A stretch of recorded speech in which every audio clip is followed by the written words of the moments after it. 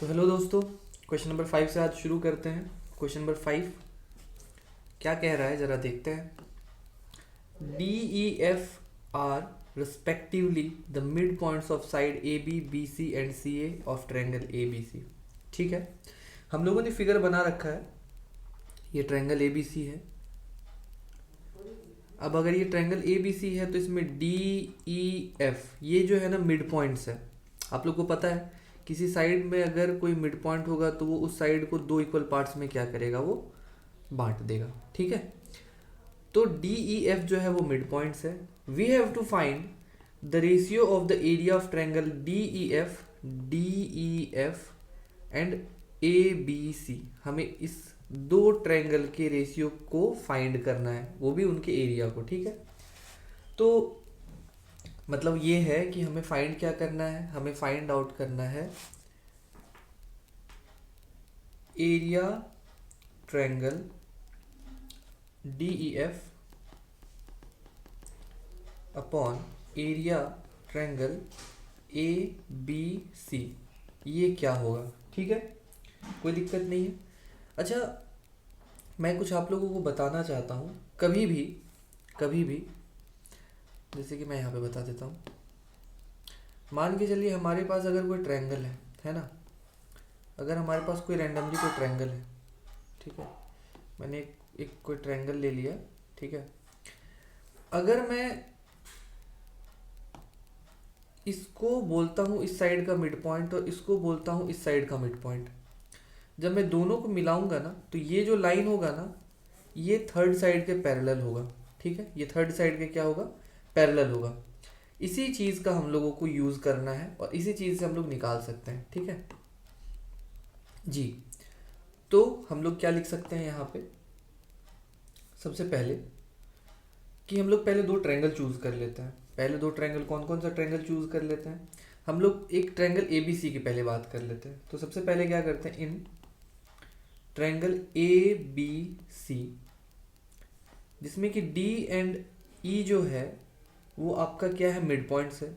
D and E are mid points, D and E are mid points of A B and A C respectively, है ना। Triangle A B सी में D और ई जो है वो mid point है A B और ए सी का। ठीक है, सही है। तो मैंने जस्ट अभी बताया कि अगर किसी ट्रायंगल के दो साइड के मिड पॉइंट से जो लाइन सेगमेंट बनता है वो उस ट्रायंगल के थर्ड साइड के क्या होता है, पैरेलल होता है। ठीक है, ये चीज़ जस्ट मैंने अभी आपको बताया। तो यहाँ से हम लोग क्या लिख सकते हैं, देयरफॉर डी एफ जो होगा वो पैरेलल हो जाएगा किसके, बी सी के। आप रीज़न भी लिख सकते हो, line joining by mid points of two sides of a triangle is parallel to third side, है ना। ये चीज तो क्या समझा आपने? Line joining by the mid points of two sides, मतलब मैं इसकी बात कर रहा हूँ। Line joining by mid points of two sides, इस दो साइड्स के जो मिड पॉइंट्स को अगर हम लोग ज्वाइन करते हैं तो वो थर्ड साइड के क्या हो जाएगा, पैरेलल हो जाएगा। सही है सर, कोई दिक्कत नहीं है। ठीक है, यहाँ तक में कोई दिक्कत नहीं है। उसके बाद हम लोग क्या करते हैं, हमें जब ये रिलेशन मिल गया तो हम लोग अब करते हैं दो ट्रायंगल को चूज करते हैं। क्या कर लेते हैं, इन ट्रायंगल ए डी एफ, ठीक है, सॉरी ए डी एफ नहीं, ए डी ई। ठीक है, A D E and triangle A B C. ठीक है, in triangle A D E and triangle A B C. कौन दो ट्रायंगल को हम लोगों ने ले लिया, ये दो ट्रायंगल को, ए डी ई और ए बी सी। ठीक है, अब देखो बड़े ध्यान से, अगर ये पैरेलल है, ठीक है, तो ये जो एंगल होगा वो इसके बराबर होगा, है ना, और ये जो एंगल होगा वो इसके बराबर होगा, और ये तो खैर कॉमन है ही है। ठीक है, तो हम लोग क्या बोल सकते हैं, कोरिस्पॉन्डिंग एंगल से ये वाला एंगल और ये वाला एंगल बराबर हो जाएगा। तो क्या लिख सकते हैं, हम लोग लिख सकते हैं, अच्छा हमें तो ये चीज़ पता है कि ये इसके पैरेलल है, तो हम लोग यहाँ पे ये चीज़ मेंशन कर देते हैं एक बार और कि since D F parallel B C and आपका क्या हो जाएगा, एक तो ए बी और एक ए सी क्या बनेगा सर, ट्रांसवर्सल बन जाएगा। क्या बन जाएगा, ट्रांसवर्सल बन जाएगा। ठीक है, ट्रांसवर्सल बन गया। तो अब हम लोग क्या कर लेंगे, यहाँ से हम लोग लिख लेंगे कि एंगल डी जो होगा वो एंगल बी के बराबर होगा और एंगल एफ जो होगा वो एंगल सी के बराबर होगा। रीजन वही देंगे, कॉरेस्पॉन्डिंग एंगल्स, कॉरेस्पॉन्डिंग एंगल्स है ना, कॉरेस्पॉन्डिंग एंगल्स। तो अगर मैंने दो एंगल को दो ट्रायंगल में इक्वल कर दिया तो क्या हो जाएगा, सिमिलर हो जाएगा। ठीक है, तो मैं यहाँ पे क्या बोल सकता हूँ, therefore triangle A D E similar to triangle A B C. ठीक है, ए डी ई जो हो जाएगा मेरा ये वाला ट्रायंगल, वो इस बड़े वाले ट्रायंगल के क्या हो जाएगा, सिमिलर हो जाएगा। ठीक है, चलो बहुत बढ़िया।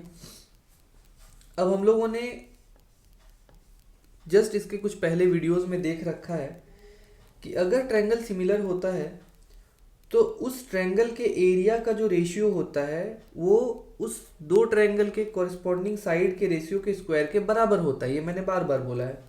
ठीक है, तो इस चीज़ को हम लोग लिख सकते हैं, यहाँ पे क्या हम लोग लिख सकते हैं कि देयरफॉर, ये तो हो गया, तो यहाँ से हम लोग बोल सकते हैं area triangle A D E upon area triangle A B C equals to क्या हो जाएगा, A D upon A B का स्क्वायर इक्वल्स टू, अब बड़े ध्यान से सुनेंगे, बहुत ध्यान से। ए डी तो ठीक है, हम लोग ए बी को क्या लिख सकते हैं, ये जो हमारा ए बी है, ये जो हमारा ए बी है, इसको हम लोग लिख सकते हैं ना A D plus D B, और हमें मालूम है कि ये मिड पॉइंट है तो ये दोनों जो है बराबर होगा।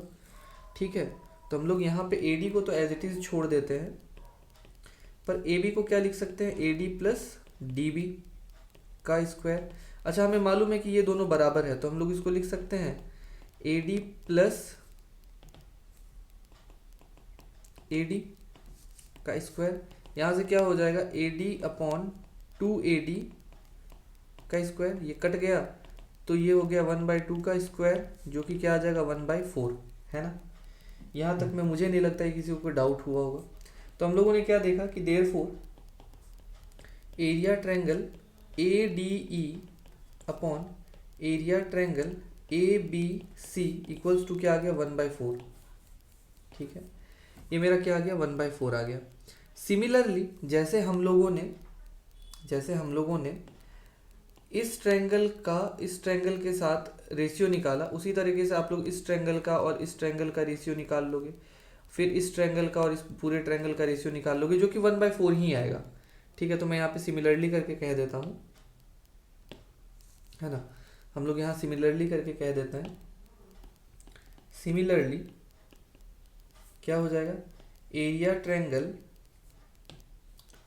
ए डी ई हम लोगों ने ले लिया है, हम लोग अब ले लेते हैं E F C, area triangle E F C upon area triangle A B C equals to 1/4, है ना।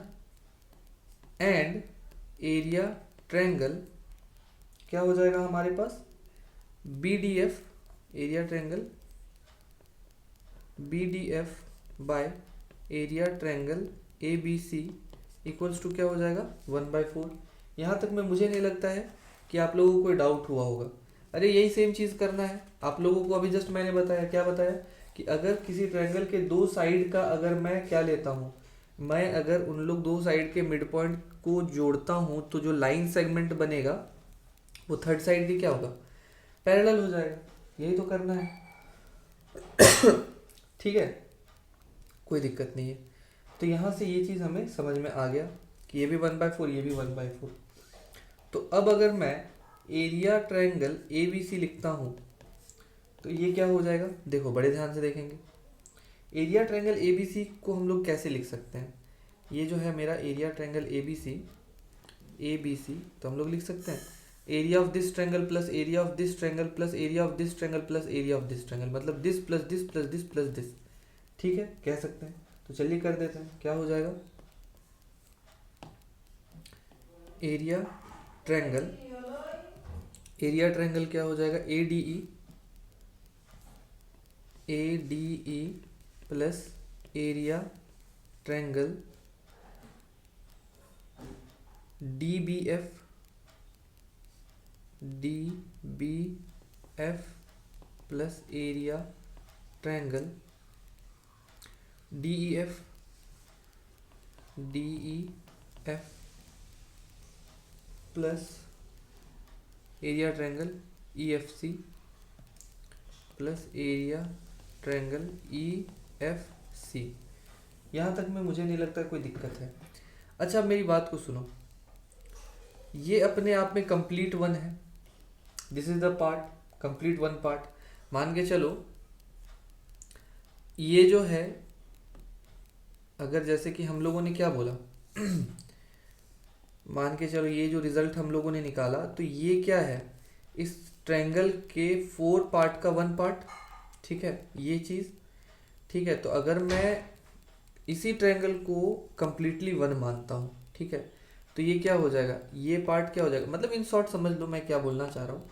हम लोग इसको क्या लिख सकते हैं, हम लोग लिख सकते हैं कि area triangle A B C equals to 4 area triangle A D E, है ना। मतलब क्या है कि ये जो ट्रायंगल ए बी सी है ना, ये ट्रायंगल ए डी सी के बराबर तभी होगा जब हम लोग ट्रायंगल ए डी सी को 4 बार जोड़ेंगे। ठीक है, तो मैं यही बोल रहा हूँ कि अगर ये अपने आप में एक पार्ट है तो ये क्या होगा 1/4। तो यहाँ से हम लोग क्या लिख सकते हैं कि ट्रायंगल ए बी सी अपने आप में क्या है, कंप्लीट 1 है। और triangle A D F A D ई हम लोगों ने क्या निकाला 1/4। डी बी एफ क्या निकाला हम लोगों ने डी बी एफ भी क्या निकाला, बी डी एफ चाहे डी बी एफ जो बोलो 1/4। डी ई एफ हमें निकालना है प्लस ई एफ सी, ये भी हम लोगों ने कितना निकाला 1/4 निकाला। ठीक है, कितना निकाला हम लोगों ने 1/4 निकाला। तो यहाँ से हमें क्या मिल जाएगा, area triangle D E F equals to 1 minus 3/4, जो कि क्या आ जाएगा 1/4 ही आएगा। ठीक है, यहाँ तक में कोई दिक्कत नहीं। अच्छा अगर अब हम लोग ध्यान से देखें कि हमें पूछा क्या था, हमें पूछा ये गया था इधर area of triangle D E F upon area of triangle A B C क्या हो जाएगा। तो हम लोग यहाँ भी कह सकते हैं कि therefore area triangle D E F upon area triangle A B C, तो क्या हो जाएगा, ये हो जाएगा 1/4 और ये अपने आप में 1 है, तो जो भी रिजल्ट 1/4 ही आएगा, जिसको हम लोग 1:4 लिख सकते हैं। तो this is the answer. Clear है, क्लियर है ना। ठीक है, वीडियो को अच्छे से देखें ताकि आपको बहुत अच्छे से समझ में आएगा। क्लियर है। हो सकता है कुछ बच्चे को ये लग रहा होगा कि सर ये जो आपने बताया इसमें ट्रायंगल ए बी सी 1 कैसे हो गया और ये 4 कैसे हो गया, बस कुछ नहीं क्रॉस मल्टीप्लाई किए। देखो अगर परसेंटेज से समझोगे ना तो तुम्हें समझ में आ जाएगा, अगर परसेंटेज से समझोगे तो तुम्हें समझ में आ जाएगा। ठीक है, ये बहुत बड़ा कोई रॉकेट साइंस नहीं है ना। मैंने बस खाली ये बोल दिया कि ये ट्रायंगल ए बी सी अपने आप में क्या होगा 100% होगा, और अगर 100% है तो ये जो ट्रायंगल है इसका क्या है 1/4 पार्ट है, तो 1/4 क्या हो जाएगा 1/4 क्या हो जाएगा 100% का 25%। तो बस वही चीज़ है, परसेंटेज से भी आप समझ सकते हो। ठीक है, चलो फिर ऑल फॉर टुडे।